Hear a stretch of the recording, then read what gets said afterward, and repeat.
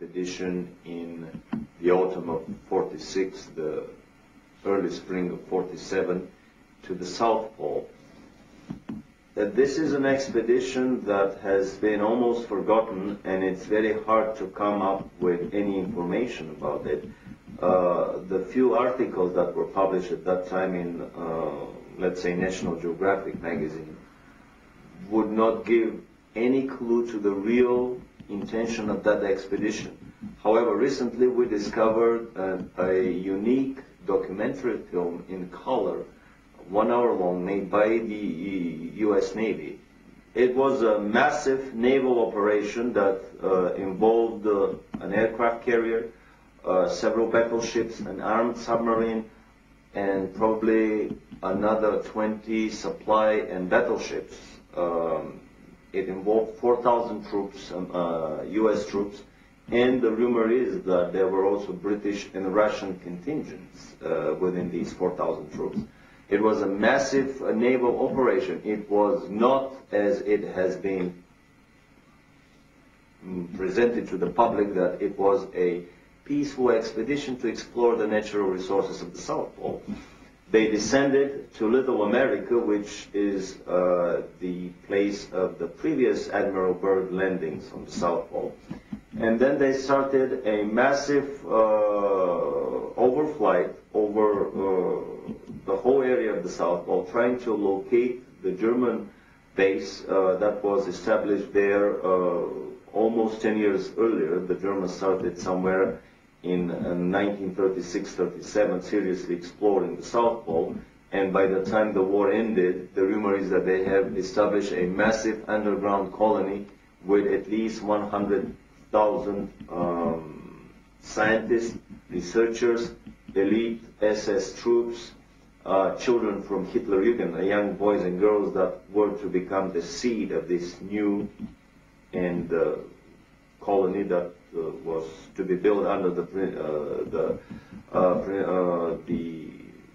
principles of the super race selection.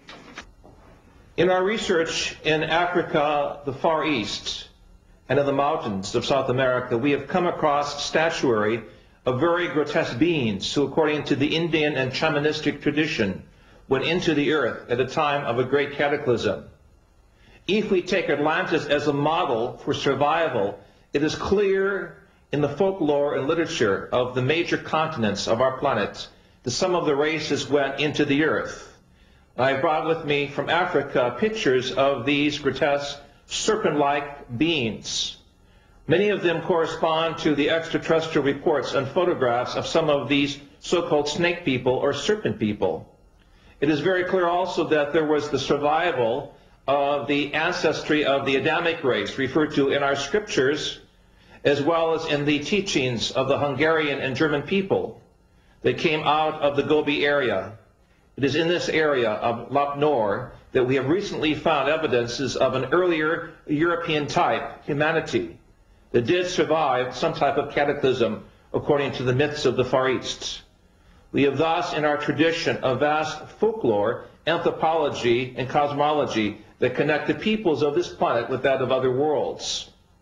The Nazis were better informed by the secret esoteric orders and had exact knowledge about the lost cities of Agartha and Shambhala. Many of their expeditions involved searching for the entrances into the inner world and the lost techniques of the gods. That is, UFOs, the Ark of the Covenant, and much more. Thus, films like Indiana Jones are not mere fiction. German expedition in search of Agartha. Some esoteric correlations of the 19th century and of the Third Reich are hidden nowadays under a veil of the past. Thus, only some isolated relationships can be uncovered.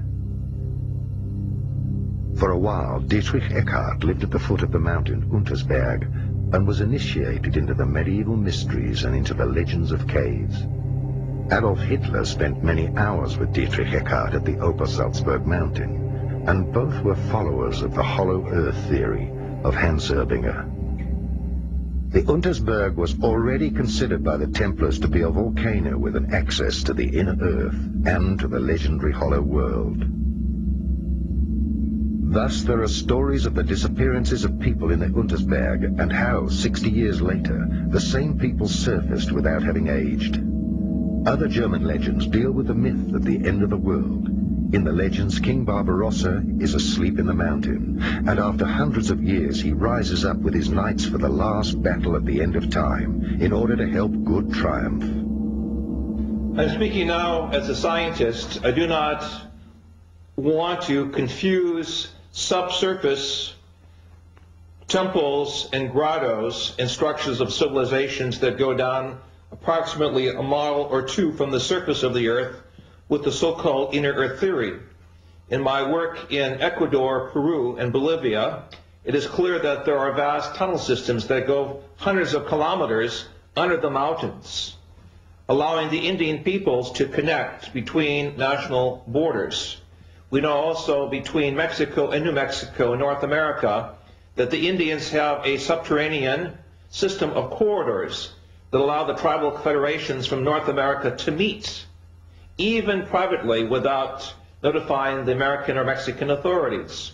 Clearly, these structures are there as a result of some type of volcanic activity or catastrophic event some 28 million years ago, as we have measured in areas of North Mexico, where the surface of the earth changed, allowing volcanic openings and porous materials to construct, as it were, underground cavities. Into these cavities, members of the human society found shelter from the noxious poisons and gases and orders of destruction that took place rather suddenly.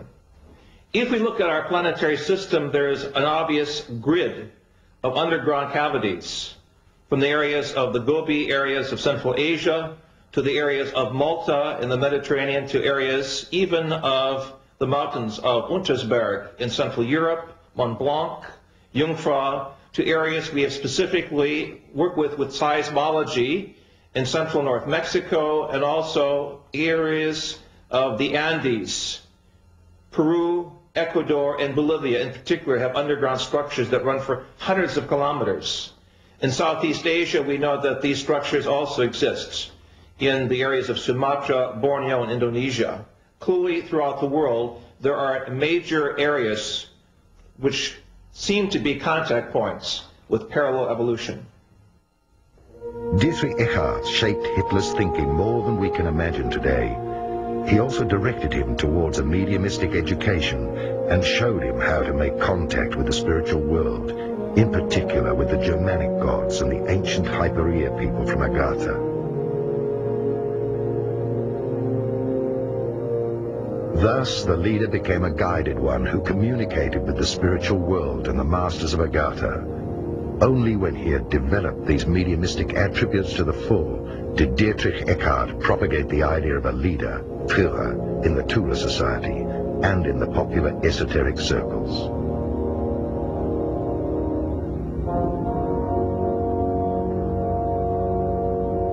Already in the First World War, the German military sent various expeditions, which later were known as German colonies. Some esoteric followers, like General Ludendorff, who had access to the foundations and connections to the secret orders and castles, supported the expeditions and their search for the lost cities and treasures of the old Atlantean high cultures. In the early 20s, in a privately financed expedition, Edmund Kiss explored various regions of South America and discovered a wide-ranging system of caves with an opening to the inner earth. The different esoteric societies with their secret orders, country estates, and later also their castles were the meeting points of the esoteric elite, which saw itself as guided to resurrect the old knowledge of Atlantis and of the Indo-Germanic prophecies. The society that dealt with the lost technology of the gods and their impelling force was the so-called Friel Society. This society collected all the information dealing with the technology of polarity and levitation. When the National Socialists came to power and the old leagues and alliances had accomplished their duty, the esoteric followers of the time began to carry out their expeditions at the state's cost. Various secret working circles financed by the Third Reich were established.